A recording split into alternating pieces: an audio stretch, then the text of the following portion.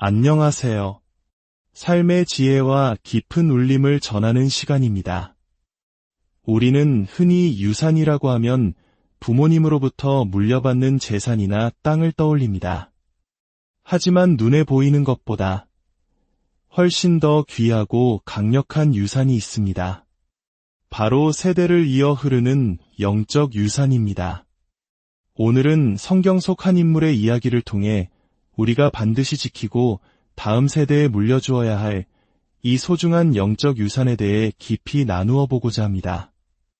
오늘 이야기가 여러분의 마음에 깊은 감동과 깨달음을 준다면 구독과 좋아요를 통해 이 축복의 메시지를 더 많은 분들과 나눠주시길 바랍니다. 여러분의 가정이 주님의 은혜로 가득하기를 기도하며 시작하겠습니다. 열왕기상 21장에는 나봇이라는 한 남자의 이야기가 나옵니다. 그는 이스르엘이라는 지역에 아주 아름다운 포도원을 가지고 있었습니다. 그런데 이 포도원이 당시 사마리아의 왕이었던 아합의 왕궁 바로 옆에 있었습니다. 어느 날 아합 왕이 나봇에게 이렇게 제안합니다. 그대의 포도원이 내 왕궁과 가까우니 나에게 파시오. 내가 그 땅을 채소밭으로 쓰고 싶소. 그 대신 내가 더 좋은 포도원을 주겠소. 만약 원한다면 돈으로 넉넉하게 값을 치러주겠소. 왕의 제안은 굉장히 파격적이었습니다. 더 좋은 땅이나 막대한 돈을 얻을 수 있는 기회였죠. 하지만 나봇은 단호하게 거절합니다. 그의 대답은 오늘 우리 이야기의 핵심을 담고 있습니다.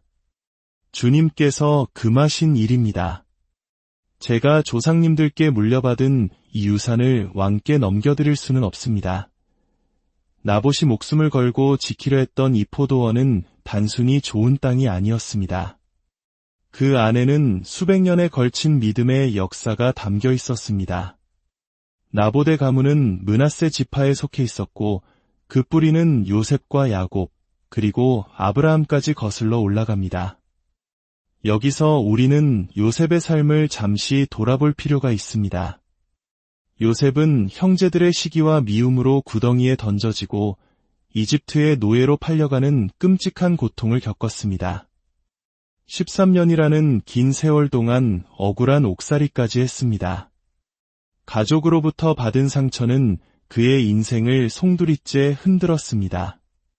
우리 문화에도 한과 정이라는 깊은 감정이 있듯이 요셉의 이야기는 씻을 수 없는 상처를 신앙으로 승화시킨 위대한 용서의 기록입니다. 훗날 이집트의 총리가 된 요셉은 자신을 팔아넘겼던 형제들과 재회합니다. 그는 복수 대신 이렇게 고백합니다. 창세기 50장 20절의 말씀입니다. 형님들은 저를 해치려 했지만 하나님께서는 그 모든 것을 선으로 바꾸셨습니다. 요셉은 자신을 향한 악의가 아닌 그 모든 것을 합력하여 선을 이루시는 하나님의 더 큰 계획을 바라보았습니다.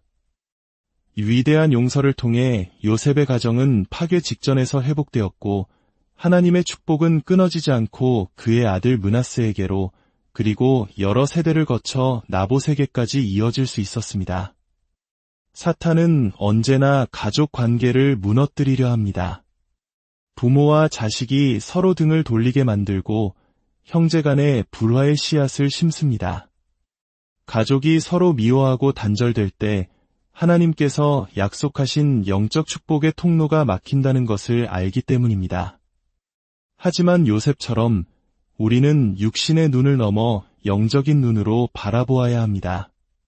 당신은 나에게 악을 행하려 했지만 하나님은 그것을 선으로 바꾸셨다고 선포할 수 있어야 합니다. 이러한 믿음의 유산은 요셉의 아버지 야곱에게서부터 시작되었습니다. 야곱은 임종을 앞두고 아들들을 불러 축복하며 예언합니다. 그는 요셉을 향해 특별한 예언을 남겼습니다. 요셉은 무성한 가지, 곧 샘 곁에 무성한 가지라. 그 가지가 담을 넘었도다. 이는 요셉의 가문이 땅을 소유하고 그들이 만지는 모든 것 위에 풍성한 열매가 맺힐 것이라는 축복의 예언이었습니다. 세상 사람들은 그것을 타고난 재능이라 부를지 모르지만 이것은 하나님께서 그 가문에 심어주신 특별한 은사였습니다. 그리고 이 축복은 나봇의 시대의 현실이 되었습니다. 나봇의 이름 자체가 히브리어로 삭트다, 열매를 맺다라는 뜻을 가지고 있습니다.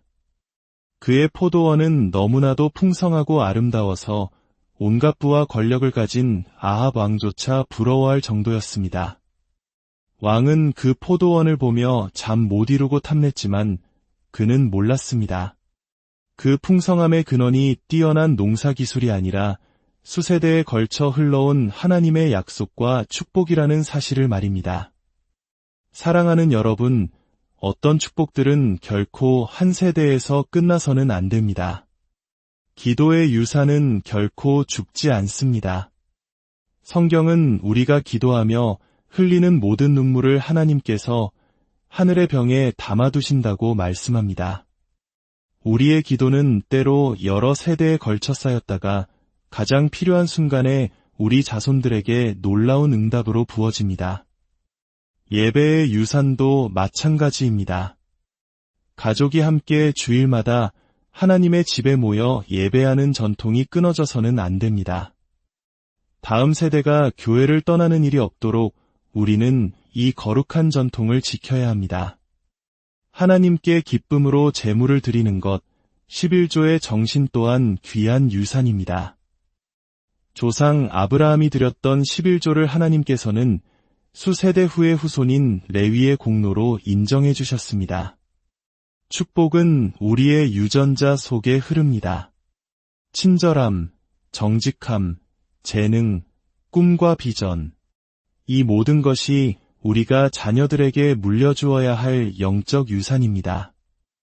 하나님께서 우리에게 자녀를 주신 이유는 단순히 예쁜 옷을 입히고 귀여워하라고 주신 것이 아닙니다. 하나님의 나라를 다음 세대로 또 그 다음 세대로 이어가게 하기 위함입니다. 당신의 거룩한 유산이 당신의 세대에서 멈추게 하지 마십시오. 나봇은 왕의 제안에 이렇게 답했습니다. 돈으로 살 수 없습니다.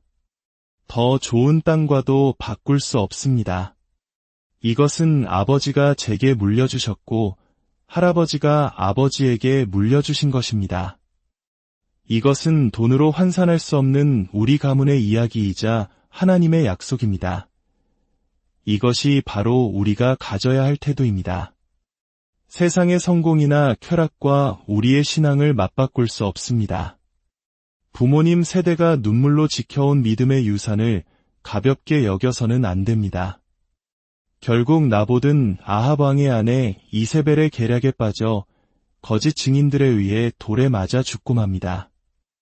당시 율법에 따르면 아버지가 죽으면 그 유산은 아들에게 상속되었습니다.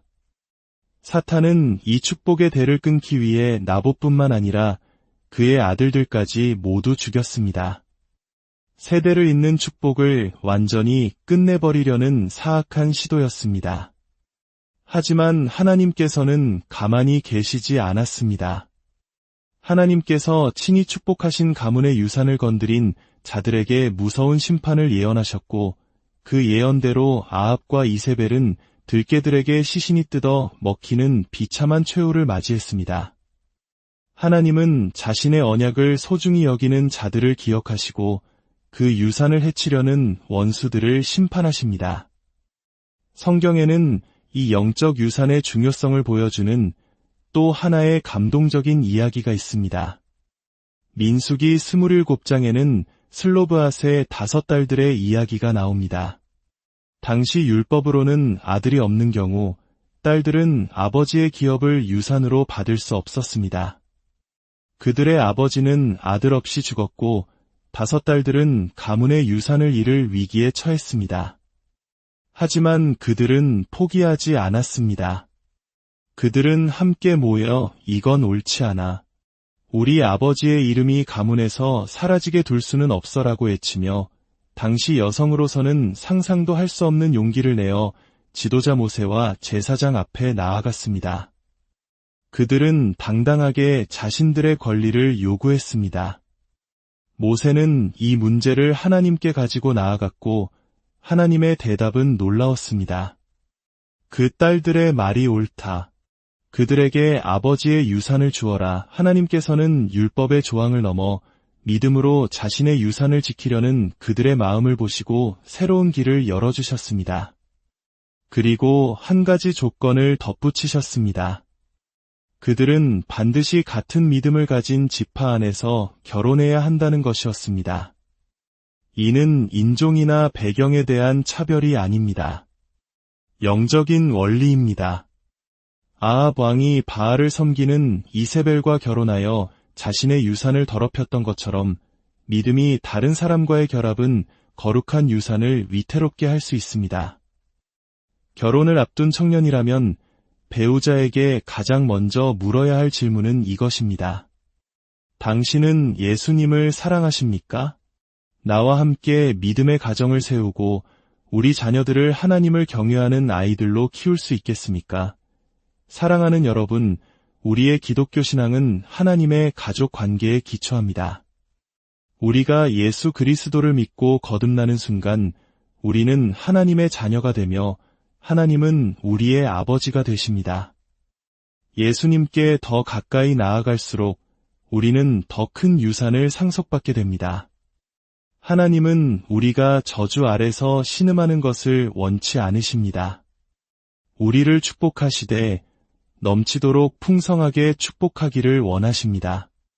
문제는 우리가 예수님과 연결되어 있지 않을 때 발생합니다. 우리가 하나님의 가족 안에 있지 않을 때 우리는 우리를 위해 예비된 놀라운 유산을 놓치게 됩니다. 오늘 여러분의 가정에 어떤 어려움이 있습니까? 자녀가 믿음을 떠나 방황하고 있습니까? 부부 관계의 깊은 골이 패였습니까? 경제적인 문제로 고통받고 있습니까? 사탄은 여러분의 귀에 이렇게 속삭일 것입니다. 이제 끝났어. 희망이 없어. 아무것도 변하지 않을 거야. 하지만 오늘 하나님의 음성을 들으십시오. 사탄은 거짓말쟁이입니다.